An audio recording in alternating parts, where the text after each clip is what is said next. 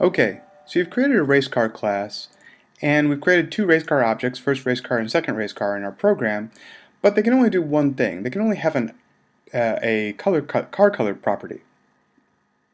Well, that's pretty boring for a combat race car game. So what we need to do is give our cars the ability to do something. To do that, we need to add what's called a method to our race car class. A method is basically a group of code that we group together using curly braces and give a name to. Later in our program, when we make a call to that name, the program will execute all the code we grouped together in the curly braces. That sounds really complicated when we say it out loud. Let's see it in action with our class. So I've opened my RaceCar.h header file, and the key for classes is that I need to declare my method in my .h file and then write all the code that makes that method work in the .m file. Like the previous metaphor of having a restaurant where I've got a menu that lists everything that the restaurant can serve, and then I've got a kitchen where the real work is done. In this case, the menu is our .h file and the kitchen is the .m file. So in the RaceCar.h file, I'm going to list the method we want to have be made available. Below the property statement for our car color, I'm going to type the minus sign, open parentheses, type void, close the parentheses, and then name my method, and I'm going to call it start racing.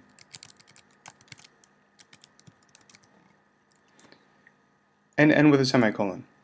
For now, don't worry what the dash void is there for. The important part is the start racing name. This is the name of our method. And now we've put in our header file so anybody who uses the race car class can know that there is a start racing action that our race cars can do. But what does it mean to start racing? What is start racing? What do we want our car to do when we tell it to start racing? Well, we have to define all that, the working code, in the .m file. So I'm going to switch over to the RaceCar.m file, and then between the @implementation and @end directives, I'm going to put the details of the start racing method.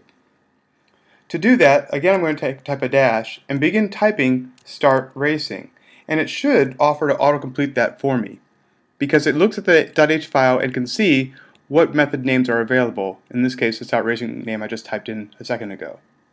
I can tap enter to have it autocomplete that for me. And then to define what I want to have happen when we say start racing, I open up a curly brace and tap enter.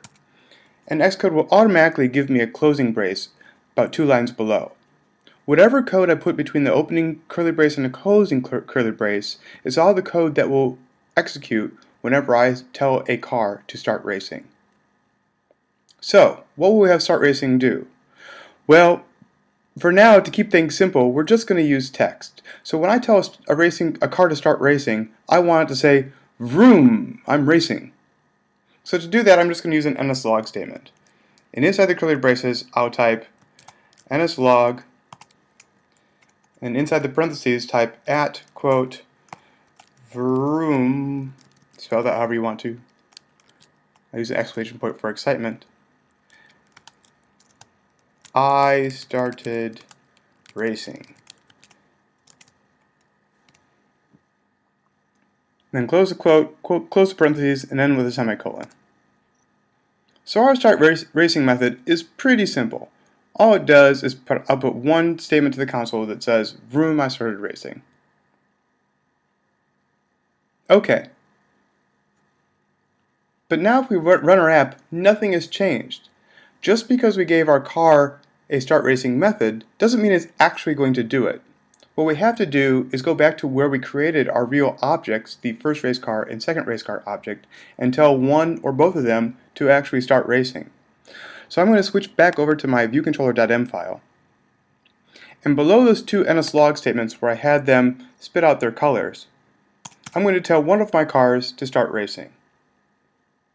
To do that, I open up a square brace and then type the name of the object I want to give the command to. I'll tell my first car to start racing, so I'll type first race car, And then I need to send it a message. What message do I want to send to first race car? I want to send it the message to start racing. So space, I can begin typing start, and it should autocomplete that for me.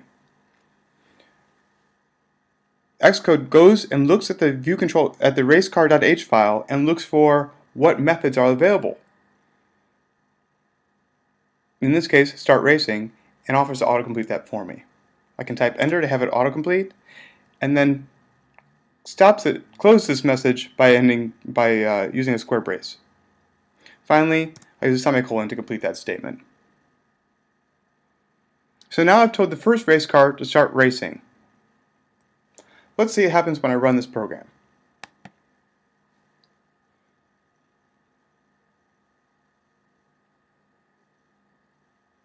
Now you notice I get 3 output statements in the console.